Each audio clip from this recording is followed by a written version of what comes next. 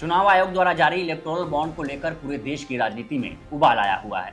लोग तरह तरह के अनुमान लगा रहे हैं कि इस कंपनी ने इस पार्टी को पैसा दिया तो उस कंपनी ने उस पार्टी को पैसा दिया।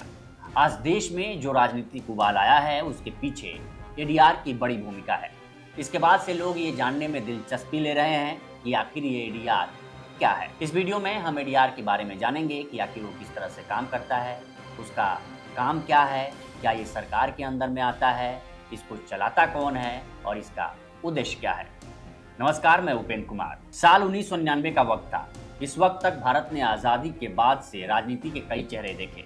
इसमें सबसे बड़ा चेहरा था राजनीति का अपराधीकरण। लोग चुनाव तो लड़ते थे लेकिन ये नहीं बताते थे कि उनके ऊपर कितने मुकदमे हैं, किस प्रकार के मुकदमे हैं, कितनी संपत्ति के मालिक हैं।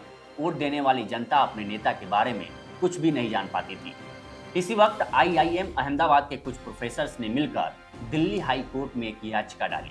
उस याचिका में अपील की गई कि जो भी उम्मीदवार चुनाव लड़ रहा है वो अपने एफिडेविट में ये जानकारी दे कि उसके ऊपर कितने मुकदमे हैं, किस प्रकार के मुकदमे हैं, मसलन हत्या, रेप, मारपीट, अपहरण वगैरह वगैरह। इसके साथ ही वो कितनी संपत्ति का मालिक है, वो कितना पढ़ा लिखा है। इसका मुख्य उद्देश्य राजनीति में पारदर्शिता लाना था, ताकि जो वोट दे रहा है वो ये तय कर सके कि वो किसे वोट दे रहा है। दिल्ली हाईकोर्ट ने इस मामले पर सुनवाई की और इसे साल 2002 में सही ठहराते हुए उम्मीदवारों को अपने एफिडेविट में सभी जानकारी देने के आदेश दिए।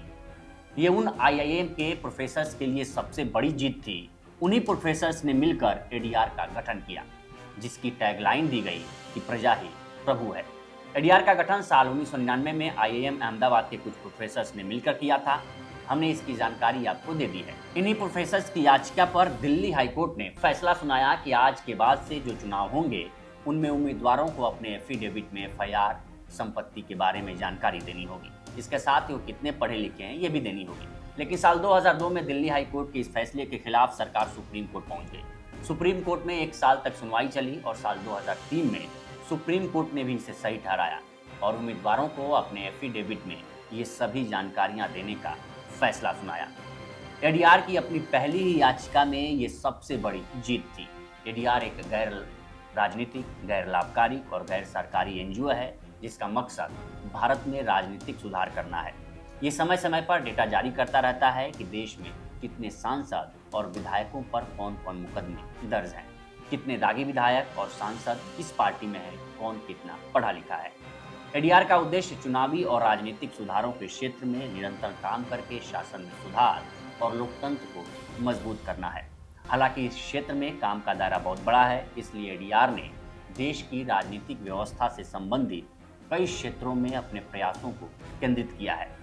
इनमें पहला है राजनीतिक प्रक्रिया में भ्रष्टाचार और अपराधीकरण पर काम करना। दूसरा है बेहतर और सूचित विकल्प के लिए उम्मीदवारों और पार्टियों से संबंधित जानकारी के अधिकार प्रसार के माध्यम से मतदाताओं को सशक्त बनाना।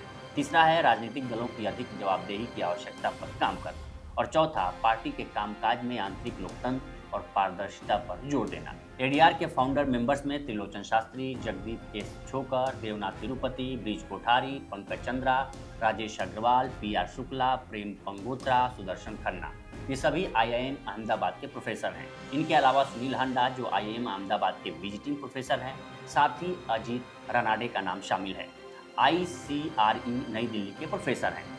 एडीआर ने अपने गठन और 2003 में सुप्रीम कोर्ट के ऐतिहासिक फैसले के बाद से नेशनल इलेक्शन वॉच के साथ मिलकर साल 2004, 2009, 2014 और 2019 के लोकसभा चुनावों के साथ साथ 2003 के बाद देश के लगभग सभी राज्य विधानसभा चुनावों को कवर किया, जिसमें सांसदों, विधायकों और कुछ स्थानीय निकायों के चुनाव लड़ने वाले उम्मीदवारों के आपराधिक, वित्तीय, शैक्षिक और आयकर विवरण पर आधारित रिपोर्ट प्रकाशित की। इसके अलावा एडीआर ने राजनेताओं की बढ़ती संपत्ति के साथ साथ उम्मीदवारों द्वारा चुनावों के दौरान किए गए खर्चों का विश्लेषण भी किया।